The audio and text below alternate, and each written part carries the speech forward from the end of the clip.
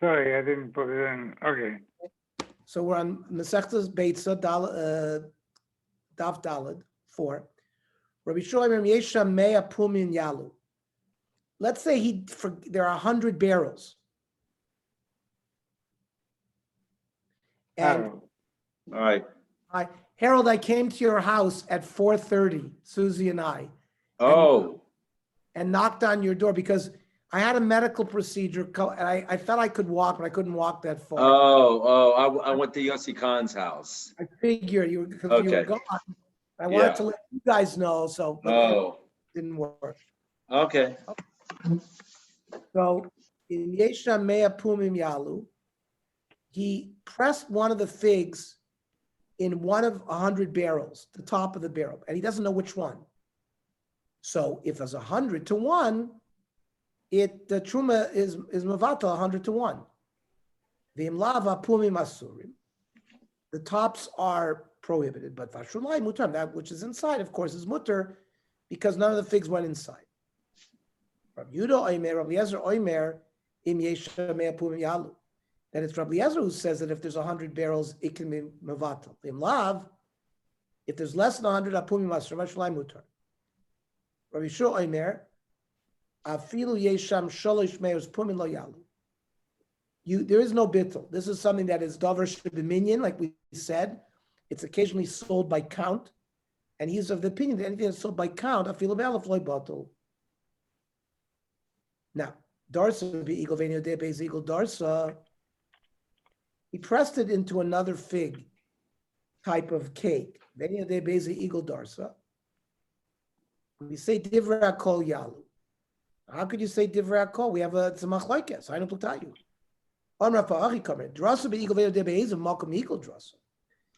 He pressed it in a fig. He doesn't know in what location of the cake, in the south, in the north, in the tzfon, in the droma. So there, divrei kol yalu. So there, everybody holds that it's permitted because it's not considered a davar choshev. You don't know where it is. Now, we brought all of this because of the opinion that said that the suffix was a suffix whether the egg was treifa or not. But Rav Ashi says, no. Lo'olam suffix yontif suffix chol. It's not whether the egg is suffix treifa. We don't know whether today was yontif or not yontif. It's also, though, something davar sheish lo matirin, because all you have to do is wait a day, and it would. Oh, davar sheish lo matirin, I feel b'rabban lo batul. Even rabbinic yisurim have no nullification if it falls under the category of davar sheish lo matirin. So we're on Daled Amud Aleph Tanya. Acherim oimim mishum Rabbi Eliezer. Beitzah te'achel hi ve'ima. The egg can be eaten, it and its mother.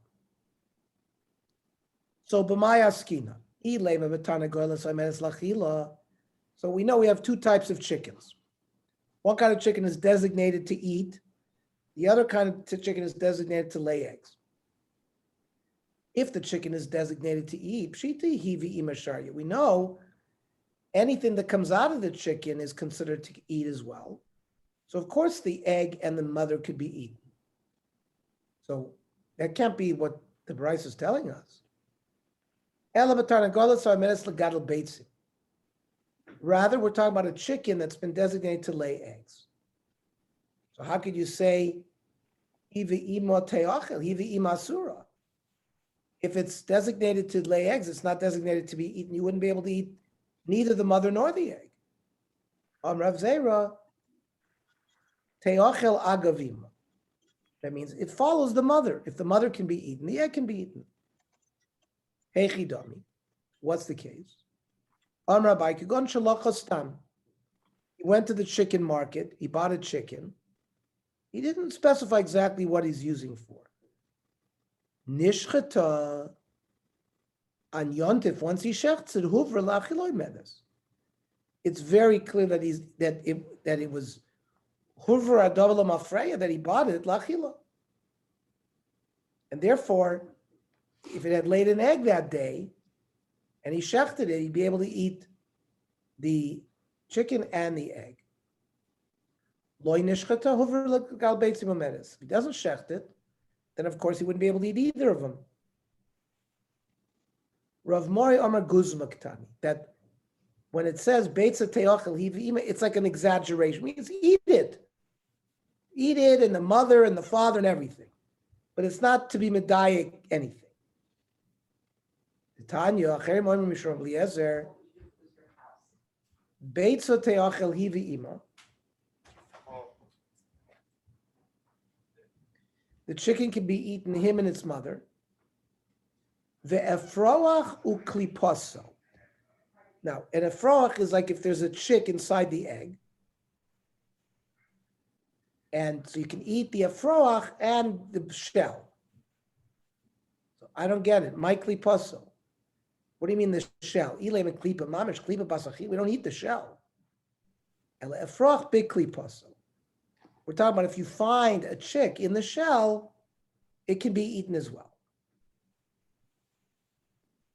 So I'd come like pligi Rabban Aled Rabbi Eliezer ben Yaakov elehechidiyot tzalav. There is a machloikes whether you can eat a chick that has not opened its eyes yet. Is it considered a sheretz or not? And the machlokes is after it's been born. But everybody holds that it's prohibited to eat if it hasn't come out yet. Everyone's going to say that's asur b'achila. It's like a sheretz. So what did he mean? A froach kliposo is guzma. That means it was made like an exaggeration. It's also guzma.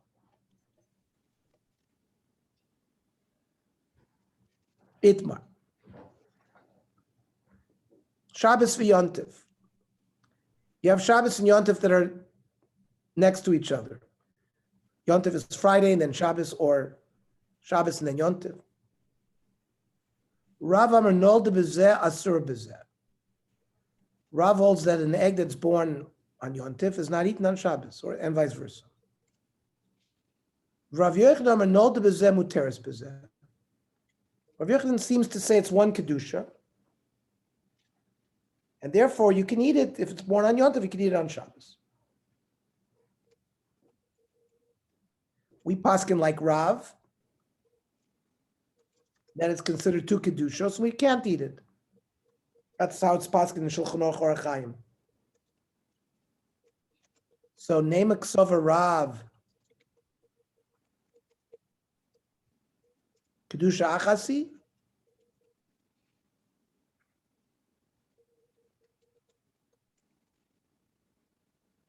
Is it considered one kedusha? V'amar Rav halacha k'arba zakenim. V'alibed Rabbi Yezer. The Amar shtei kedusha saying. Rav clearly holds it's two kedushos. So what's the machlokas? Elahacha b'achana de Rabba kamiflugi. This thing that Rabbo said that one day cannot be meichin for the other day. Rav islay hachana de Rabbo. Rav holds of this isser that an egg that is meichin on one day cannot be prepared for the next day. Rav Yochanan leslay hachana de Rabbo, and Rav Yochanan does not hold of hachana de Rabbo. However, kitanoi, it seems like this is a machlekes tanoi. It says nolde b'Shabbos te'achel b'yontif. The Tanna Kama says if you have Shabbos and Yontif next to each other, an egg born on Shabbos can be eaten the next day on Yontif, and vice versa. If it's born on Yontif, te'achel b'Shabbos. Rabbi Yehuda Omer Mishram Eliezer adayni machlekes. No, it's a machlekes. Rabbi Shammai Omer te'achel. Ubeis Hillel Omer lo te'achel. Ushbezichnet the Ravada Barav Havalehanach Beitzim Yontiv l'Shabbos. The innkeeper where Ravada Barav was saying had these eggs that were born on Yontiv, and he wanted to know could it be eaten the next day. Also, can we eat it tomorrow? Are they my daitich? Rav Yochanan, Rav Yochanan?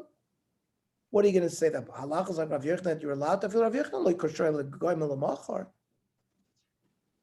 You're not allowed. He said you're allowed to eat it raw the next day. Then there's no issue. But certainly bo bayom, it's muktzah, and you can't. Of course, you can't eat it bo bayom. But Tanya, I'll show you that that's correct. Achas beitzah shenolda b'Shabbos, v'achas beitzah shenolda b'Yontif, ein metaten loisa. It's muktzah. Lo lechas es pas kli, can't cover a kli with it. Lo l'smach karamita. Ushbezichted Rav Papa, the innkeeper of Rav Papa, Varmeli Ahu Gavra doesn't come in Rav Papa.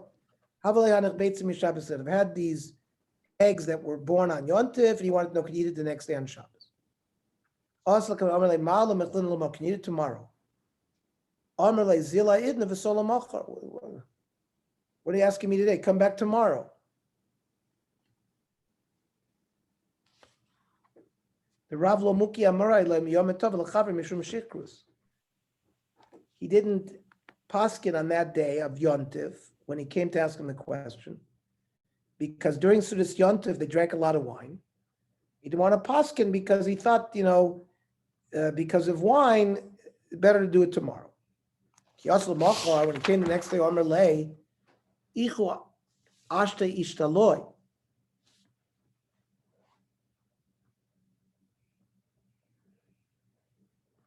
I would have told you, Amilach Rav Yochanan, that normally when there's machlokes Rav Yochanan, Rav Yochanan.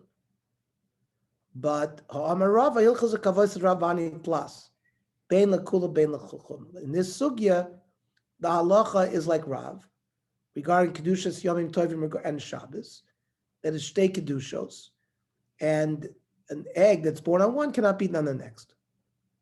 Ernie, Yes.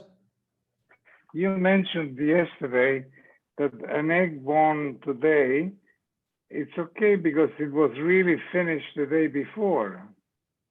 So what's the machloke here? If the egg was born in Yom Tov, and next day is Shabbos, you have to cook it, I suppose, in Yom Tov, but then you can eat it. That was in the sugya of Hachana, where they asked, it's not really, as you said, it's not really Mechin today. If it was born today, it was Mechin the other day.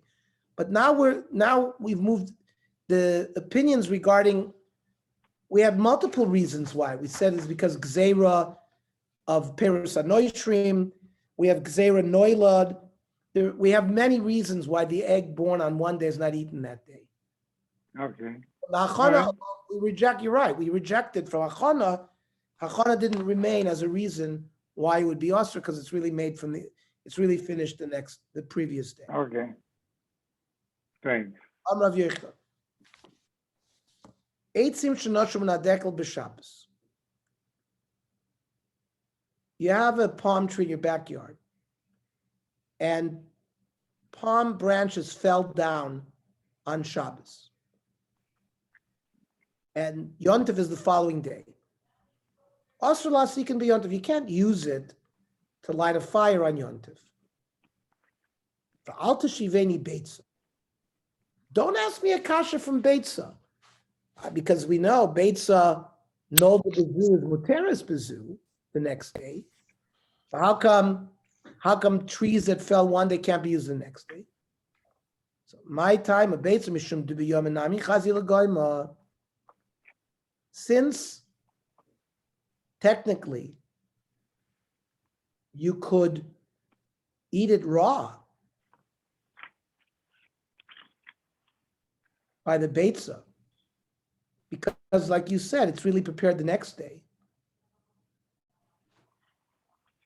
And we only permit it the following day. People remember that on the same day it remains asur. However, by eitzim, you're not allowed to burn on Shabbos. If you permit it to be used the following day, they'll permit it to be used the same day. The reason we forbid the use of it the following day is because we don't want it we don't want someone to use it on Shabbos itself. However, Amr of Masne,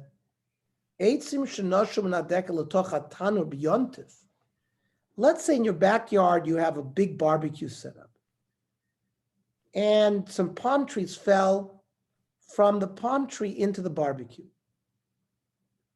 Now those branches that fell were not muchan from the day before. So if you have other branches that were muchan, you can add them to the fire and you're going to be mavatal barov, those that fell. L'chora, that's what the Gemara is saying.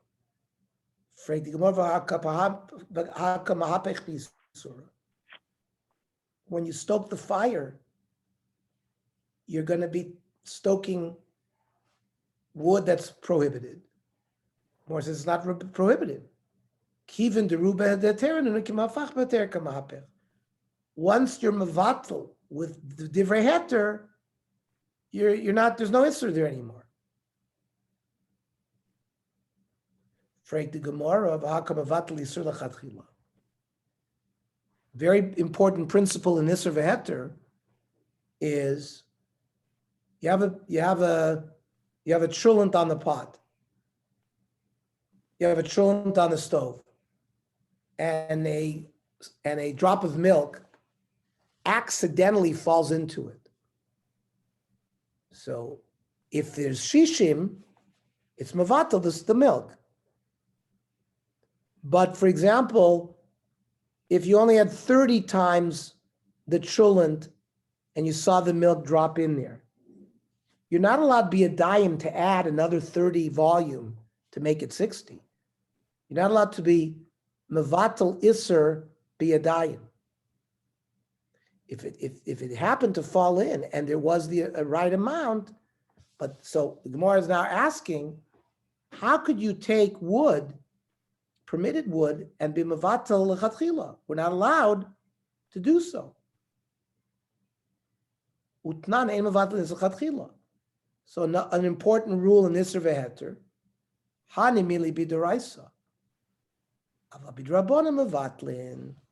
So this is only a muktzah prohibition of, it's not muchan.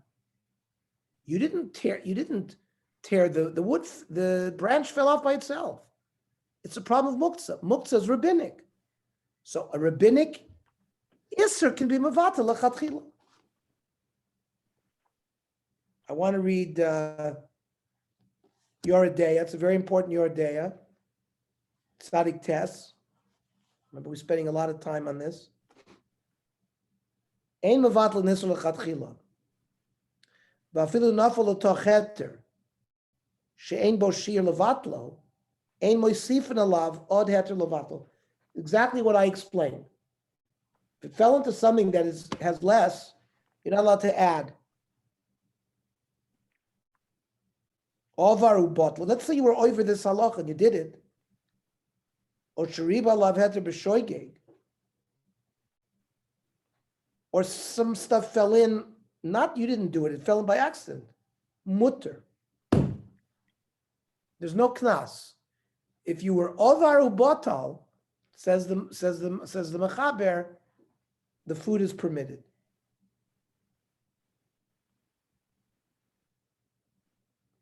Now, however, in b'mezid botlo, if you did it willingly, I know it's not allowed. Also mevatel, the one who did it, he's not allowed to eat it. Ulamish is batel avurav. Or let's say somebody did it for somebody. Aval acheri mutter, but other people could eat it. Now, Isser shebedivrei chachamim, ein maravin oso b'yedechem k'dei levatlo v'im oisakein b'mezid osir. Even rabbinic, the Shulchan Aruch paskins, that even things that are also b'divrei chachamim, you can't be mevatel b'yadayim, and if you did it b'mezid, it's osir. But if it fell, also. osir, basar Basar b'cholav, it's asr b'noah. But treifus is not asr b'noah. Even if he did it the mason, right? No, all of this is asr lachila, unless it's Okay. basar b'cholav. If it's basar b'cholav, it's also asr b'noah. Aval im nafal ba'atzmo beheter marbim alav b'vatlaso. Then it's permitted. The Ramah says that no matter what kind of issues, even the rabbinic, we're not mevatel lechatchil. So that's an important Yoredeya halacha that we learn from this Gemara here. Now, Rav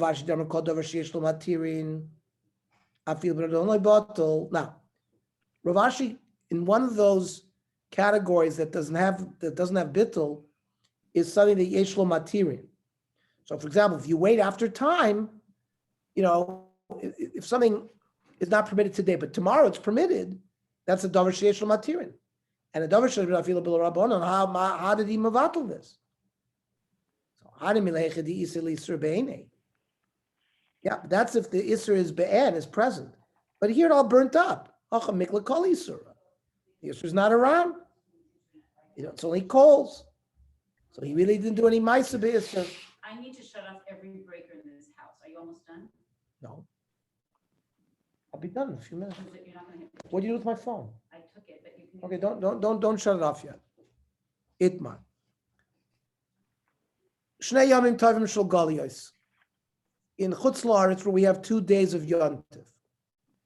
Rav Amar nolde b'zeh muteres b'zeh. A egg born on first day of Sukkot can be eaten the second day of Sukkot. Rav Ashi Amar nolde b'zeh surah b'zeh. Rav Ashi says no. Rav Ashi says it's not permitted. Lema kasar Rav Ashi kedusha achasi. Does Rav hold that the two? Is it considered one kedusha? Rav Ashi mavdil miyomim tov l'chavre. Rav Ashi used to make havdalah between the two yomim tovim. So Rav Ashi sfukim esafkalei. Rav Ashi was mesupik what the din is. He did both as a chumrah. He made havdalah, and he didn't eat the egg either day. Amar Rav Zer kavas Rav Ashi mistavra.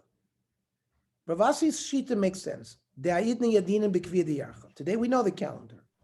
We know there's no suffix. Yet the kavdina and trei yomi, and we still do trei yomi. We're not considered the 2 days of suffix. It's a takana that it's one long yontif. And the Mishnah brings the Mishnah to explain. B'rishoina yumasin masuos. The Bezdin would declare Rosh Chodesh, and then they would light fires, and that would spread the word to even to the Golus, so they knew when the Yontif was.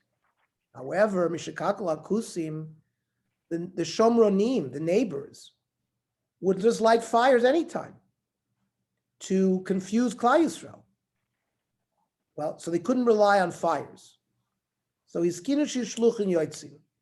So they sent messengers, physical people. Now, the problem with that was the physical people couldn't reach Bavel. So in time. So they had to be Misakin 2 days Yontif. Ilu Batlu Kusim. Now,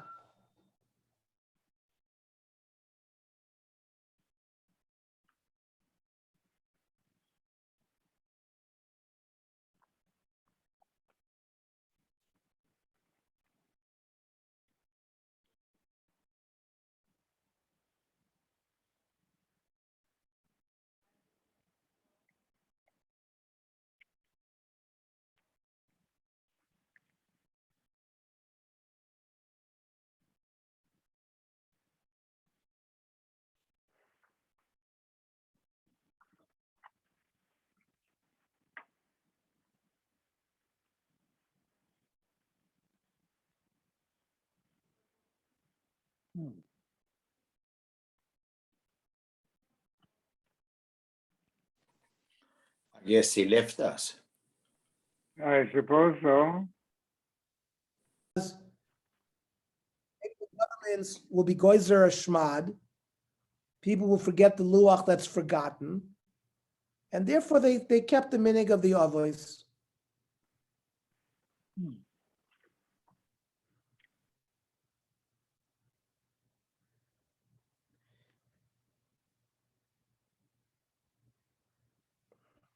Now, it's very appropriate because Rosh Hashanah is coming, and we're going to learn that Rosh Hashanah is not like Yom Tov. Shnei Yamim Tovim Shel Rosh Hashanah, Rabu Shmuel, Damer Tarvayim, Nol de Bezeh, Sur Bezeh. Everybody holds by Rosh Hashanah, it's one Kedusha. And therefore, an egg born the first day of Rosh Hashanah, everybody agrees that it's going to be also the next day. It's like one long day. And now we're going to explain why. This non b'rishonim mekabel meidus hachodesh kol hayom kulo.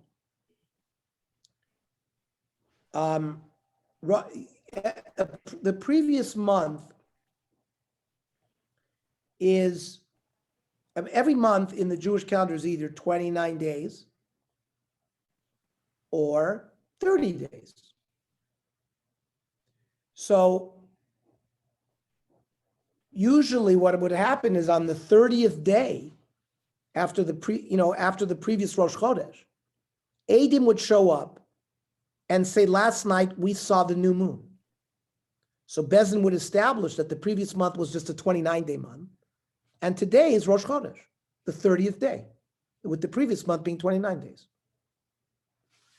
If Eidim do not show up on the 30th day to say that they had seen the new moon last night, then the previous month is a 30-day month and not a 29-day month. Because if it's astronomically, the orbit of the moon is 29 and a half days.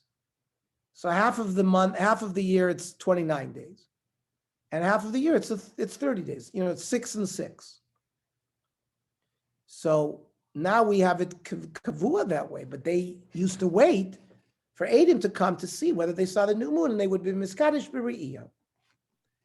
So again, Bezdin would be ready to accept Eidim that 30th day. They would wait the whole day of 30th of Elul, that maybe Eidim will come.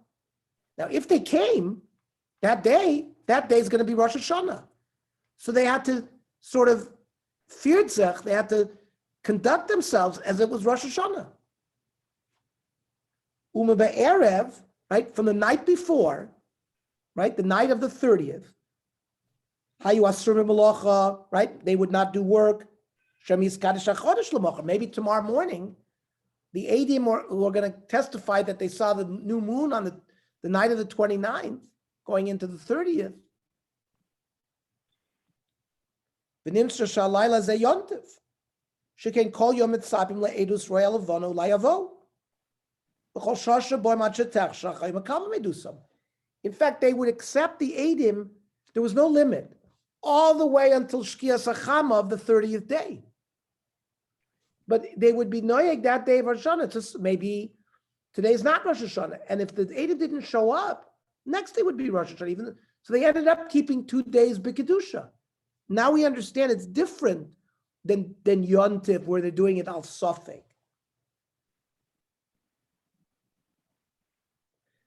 This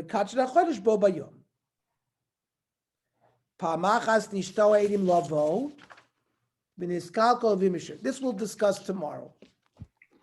Okay. What about Kriyas Shofar? Would they had to wait till the end of the day of the first day? What did they